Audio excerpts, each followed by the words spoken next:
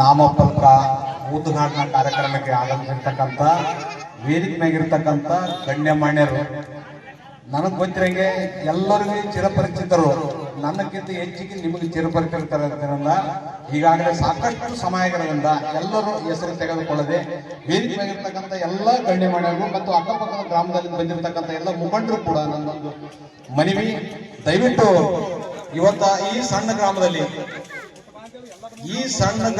ನಾಮದಲ್ಲಿ ಬಂದು ಇವರೆಲ್ಲ ಕೇಳಿದಾಗ ನಾವು ಹಿಂಗೆಲ್ಲ ಹಾಕಿ ನಾಮಫಲಕ ಮಾಡ್ತೀವಿ ಅಂತಕ್ಕಂಥ 10 ವರ್ಷದಿಂದನೇ ಈ ಊರಿಗೆ ಬಂದು ಹೋಗಿದ್ದೆ ನಾನು. ಎಲ್ಲ ಊರಾಗ ಮಾಡಿದ್ರೆ ಇಲ್ಲೊಂದು ಊಟ ಮಾಡೋಣ ನೋಡೋಣ ಅಂದ್ರು. ಆದ್ರೆ ಇವತ್ತ ಆಕಸ್ಮಿಕ ಮಾಡಿದಾಗ ಸಂಕ್ಷಿಪ್ತವಾಗಿ ಪೂಜೆ ಮಾಡಿ ಬಿಡೋಣ ಅಂದ್ರ ಇವರು ನನ್ನ ಗಮನದಾಗ ಇರ್ಲಾರ್ದೆ ನಾನು ಇಷ್ಟೆಲ್ಲ ಮಾಡಂತ ನಾನು ಹೇಳಿಲ್ಲ.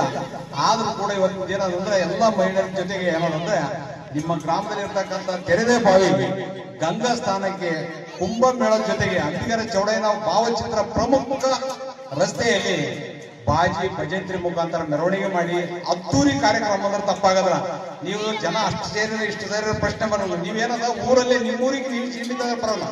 ಬಹಳ ಚಂದ ಅಚ್ಚುಕಟ್ಟಾಗಿ ಕಾರ್ಯಕ್ರಮ ಮಾಡಿರ್ತಕ್ಕಂಥದ್ದು ಬಹಳ ನೆರವೇರ್ತಾ ಇದೆ. ಈ ಮೂಲಕ ಎಲ್ಲ ಗಣ್ಯರು ಹಾಗೂ ಊರಿನ ರೈತರು ಈ ಒಂದು ಉದ್ಘಾಟನಾ ಕಾರ್ಯಕ್ರಮದಲ್ಲಿ ಸಮಸ್ತ ರೈತ ಬಾಂಧವರು ಈ ಒಂದು ಕಾರ್ಯಕ್ರಮವನ್ನು ಯಶಸ್ವಿ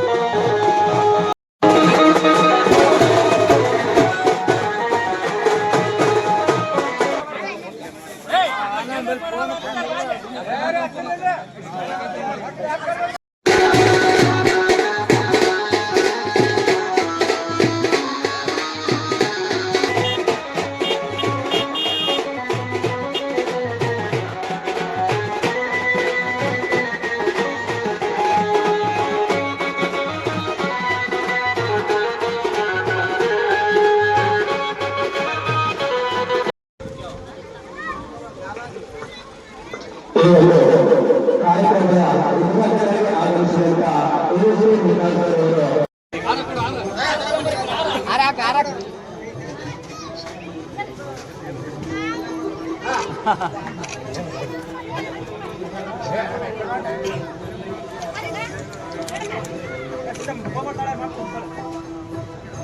ಕಾರ್ಯಕ್ರಮಕ್ಕೆ ಚಾಲನೆ ನೀಡಬೇಕು. ಅದೇ ರೀತಿಯಾಗಿ ವೇದಿಕೆಯ ಮೇಲಿರುವ ಎಲ್ಲ ಅತಿಥಿ